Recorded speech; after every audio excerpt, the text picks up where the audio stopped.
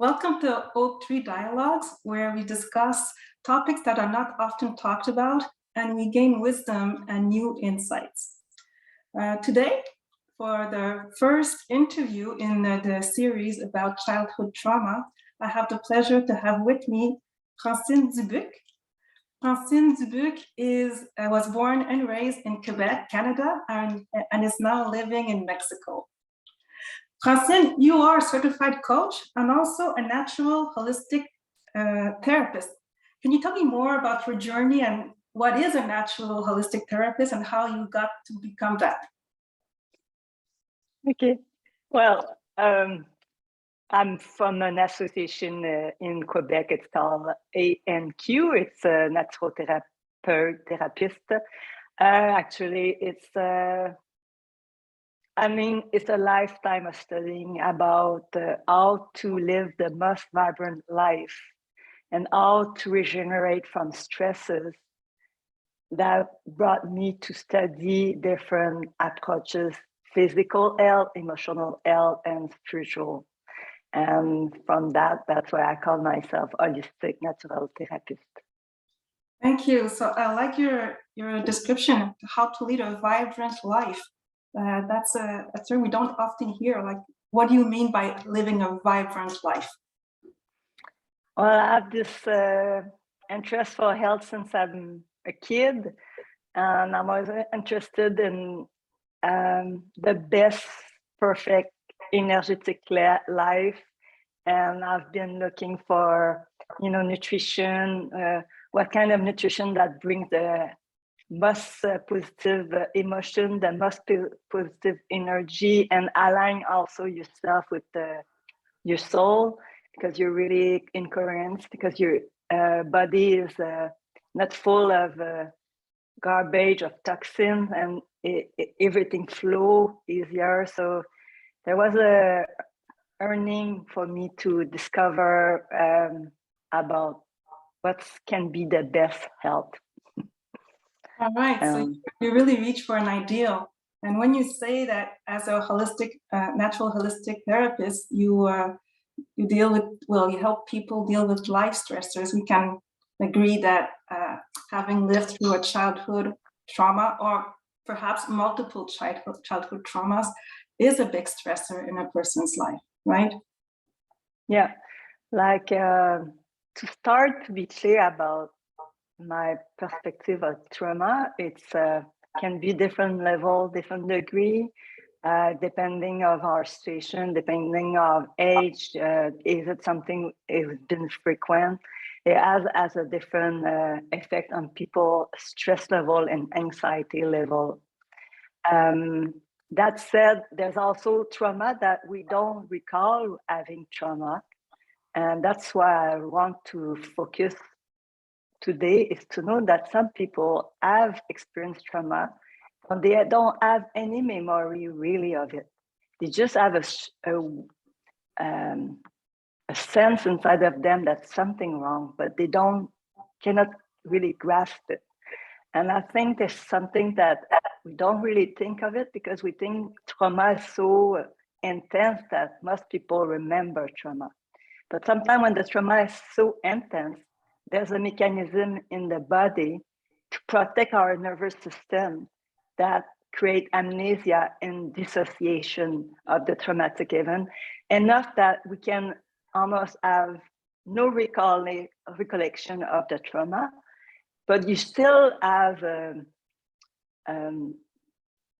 consequences in your body. You still feel could be tension, it could be anxiety, it could be it also affects the way you see yourself, your self-esteem, your self-worth, and you don't know exactly why, because you don't have that memory. So I want to focus on that. Yes, so these are signs that you may have lived through, suffered from childhood trauma. When you say you feel anxious, you have low self-esteem. What are the general signs that may guide you and say, maybe I have lived through childhood? If you remember that or not, what are the signs in adulthood that someone has been through trauma in their childhood? Well, it can show up in different structures of life. You can have difficulty with relationship. You have maybe you don't trust your feeling. You have you don't have or really weak boundaries with people. You have and it feels like you're normal usually. Like you feel like you're tense. Like it could be a social anxiety or performance anxiety. It will show up different ways because you try to feel safe. From a trauma, there's something about feeling safe in the world that's been broken. And even though you don't remember, you don't feel totally safe the way you are in the world. So that feeling create tension and create that you're going to try to do things to answer that need of safety. So in your practice, you have helped thousands of people as a coach and as a natural holistic therapist. How do you help someone who has these symptoms? Where do you start? Well, it's a good question. Like I had many clients, they didn't come to me because they had trauma. I mean, that was not the symptom were anxiety, stress, or burnout. Or physical illness, or also relationship breakdown, actually, it's really a journey of self-love. Like it's about finding who you are, making peace with yourself, and making yourself, your well-being a priority. Because usually those people, when you try to feel safety outside yourself, you're spending a lot of energy trying to maybe please other people, maybe overwork, so you make sure you keep your job. There's different patterns that you created to feel safe, and that create more tension in your body, more anxiety, and sometimes even guilt, shame, and all those things pile up, and it affects emotionally and physically someone. So when I say I help 1,000 people, it's like they came either for their physical well-being, somewhere about the relationship with food, because it can affect also the relationship with your body and the food. So it's all about recreating a healthy relationship with yourself, and also with the food, with your work, with the people, with your family. Yeah, it's a process.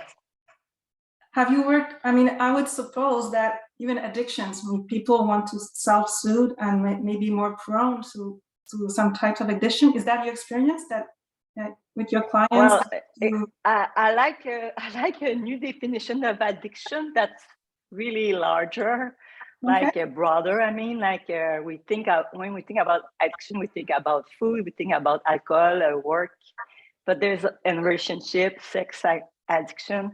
But anything that you do compulsively that hurts yourself or hurts your life, I call that an addiction. And yeah, definitely. And I also want to say, like, there's no judgment about addiction on my part, because if it helps you to self-medicate yourself, because I call that also self-medication. Because sometimes we don't really, some people go on medication, they have a follow-up with their doctor and they have a diagnostic and they will go on that path, and some don't, and they try to self-medicate. Or like me, I was like more lifestyle. I was, trying to manage the emotion and the stress with my lifestyle and my self-care practices. But it's all depend of, it's if it helps you to survive till you can get through and find the help you need, that's what counts. The thing is, the danger is that the addiction can destroy you too. So that's why we have to get the help. We need to get the help. So yeah. Yes. I guess there are some coping strategies that are more destructive than others. So, but they're all coping strategies to survive and keep going, right? I include the addiction like coping strategy, but they have differently side effect. Yeah. So in your upcoming book, Peace Within, A Journey to Self-Love, you will, I guess you will talk a lot about self-love. Can you tell us more about the importance of self-love in recovering from a trauma, and especially childhood traumas? Yeah, it's like we have to think of when you're a child and you live trauma, there's conclusion you made earlier on yourself and of the world you live in. And some children, some children, like, they really believe it's their fault. There's something shameful about it. And especially if you didn't have the support of the resource around them when the event happened, that create, more harm. And it's the self-hatred inside that needs to be healed, because there's something about, feeling it's your fault, feeling you did something wrong, and you're not like, you feel you're not like you want to be, like there's something in you feel you're not totally who you really are, because that's that hurt. I think you should. And you don't really like the person that you became. So there's a war within that call. That's why my book is The Peace Within, is to create peace in yourself. And that will ask you to discover what were the main conclusion you made about yourself from the events, and to reframe them. And also it's a process. Like, you need to live the emotion, you need to be heard, you need to feel understood, you feel not to be judged. The healing part is really important. And after, we have to rebuild the relationship with ourselves, with the self. But need first step, it's, when you see a therapist, the first step is you feel safe to talk about it, to feel heard. And that's part of the healing. And it's really, really a key element to uncover and heal and becoming whole again. So you, as a therapist, you provide the safe space and the conditions and the support that the person can address the traumatic event, right? We've been talking about childhood trauma in general. It's very abstract. What are some events that can cause traumatic reactions in a person? Well, there's a range. There's the one we hear the most recently is the sexual abuse, but there's the violence, there's the neglect abuse, and there's little things of I call that the traumatic of being human. Like, you think you're I love to give that example. Like, when you're a child, if you don't see your mother or your father for just maybe 30 seconds, you can feel abandonment from that event alone, because there's no it's different how we perceive the world as adult and as a child. And the voice, like an adult talk to you loudly, well, for a child could be looking like he scream at me, but the adult was just talking very loud. But for the child, was like scary. So I like to say also that it's part of being human to live at different level. I mean, trauma, even like if we think trauma, it's about, my definition of trauma is you have a sense of safety in life, and there's an event that happened that break that feeling of safety. So it could be little for a child. It doesn't mean that we need therapy for years for those kind of and also, like, I said that therapy is part of the listening expressing the emotion, being able to get back your power. That's the reason of therapy, because you don't have to stay victim of the past event. Yes. So tell me more about how you talk about self-love. You talk about also how some traumatic events we don't even remember. So how can we resolve something that we don't remember? Maybe we have a map of reality that is distorted because we structured, we understood a situation, and we perceived a situation as not safe as a child. But if we don't remember the event that caused that, how can we still heal from that and go on with our lives with maybe a better map of reality that's more in line with how the world really is? Yeah, it's a great question. Actually, at this point in my exploration of that, I feel like we don't necessarily need to remember in detail the event. We need to know that something happened, to recognize that we have enough cue from our life, you know, from our childhood and things that happened to us, to understood that we made those choices because we were in that state of traumatic experiences without knowing it. So it's about, you know, being able to take taking puzzle of your life, piece of your life, and put it together, and also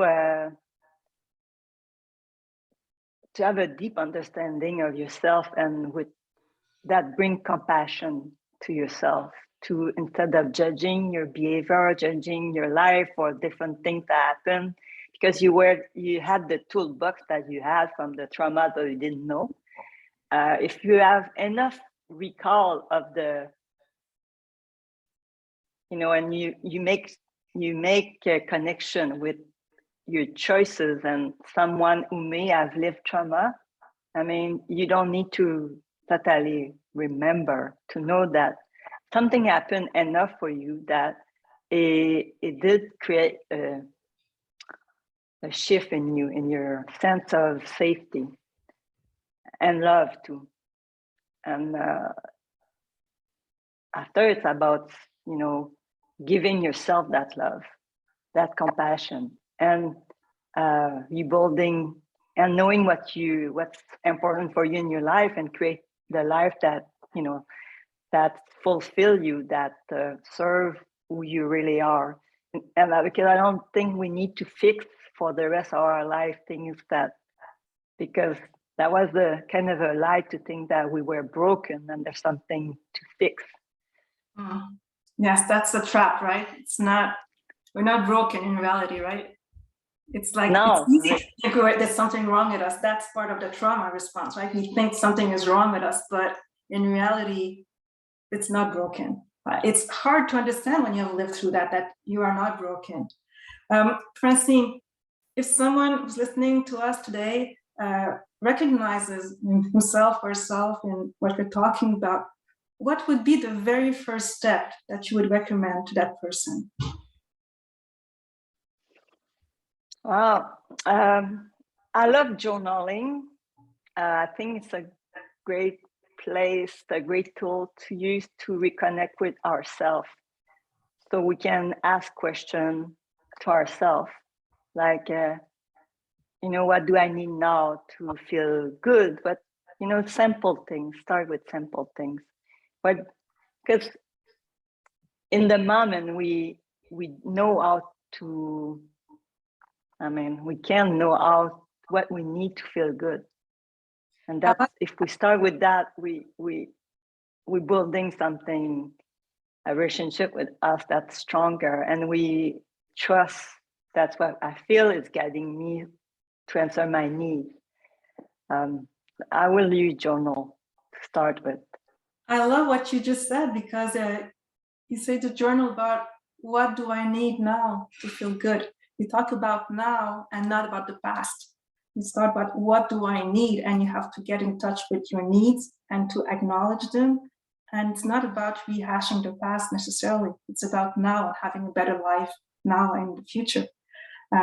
something that we may hear like from classical therapy, that you have to recall all the details from the past. And what you're saying, no, start now with how do you want to feel now, and what conditions can you give yourself to that's what you're saying. What condition, how can you as an adult, that you have more tools than you had than you did when you were a child, now what can you do for yourself that would help you, that would make you feel better? Is that what you're saying?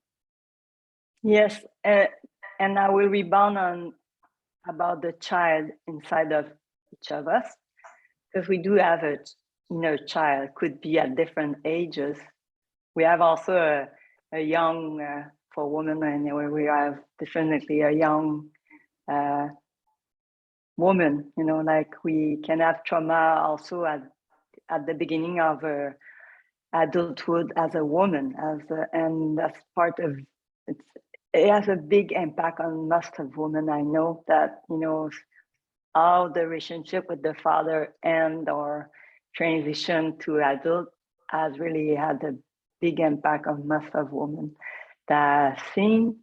I think when I create a safe space to be able to move on, and the adult in us take care of the children in us, sometimes we need someone else to hold us, you know, like with the space, with the love, and we need to be able to do it ourselves, so we don't always ask others to take care of that child in us.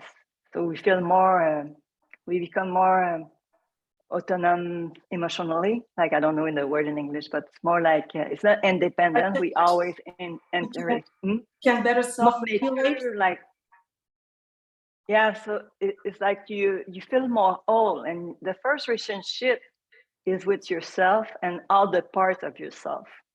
Because when you had trauma, we call some type therapy will talk about fragmented parts, and it's about loving all of them, not rejecting anything. Bringing all parts together, right? Bringing all. Yeah, I think, and I really believe that we need to do that process to all our children, own inner child and us as part of the self-love journey, be able to own all those parts, you know, the part that we rejected, the part that was not strong enough, the part that didn't say no, that's why I call that the journey to self-love. No, nothing to be rejected anymore. That's awesome. Francine, you're generous and you offer a listener a free 30-minute coaching session with you. We will put the link in the description with this video so people can reach you and have the support, have this safe space and this support that you can give them to go on this journey, not alone, and know that you are supported. So thank you very much for that. And I would like to know, how can people reach you and be informed when your book will hit the shelf, but like your book will be available soon? Yes, definitely. Like, well, yeah, you're gonna have yeah, without that, like, you know, I'm not really, I mean, I'm technologically pretty good, but right now, like, I'm not gonna tell you go on a link and go get but I'd love to be able to have giving people, you know, part of the read of the book, you know. So, and the best way to reach me is like by email. I mean, I'm gonna add the link with the email, and so if you want to receive information on the coming book, well, I'll be gladly sending to you. Definitely. Thank you so much for accepting this invitation, and thank you for the clarity and the help that you provide to people who are listening to us and may have been through some childhood trauma. So yeah, and there's something that you really need to know is like, I want to tell, like I said, there's nothing to be fixed, nothing to be broken. Everything needs to be loved, received, and and connect to the best in you. That concludes our interview beautifully. Thank you. So let's just connect all of us to the best in us. Thank you, Francine. Thank you. Thank you for having me. It was a pleasure.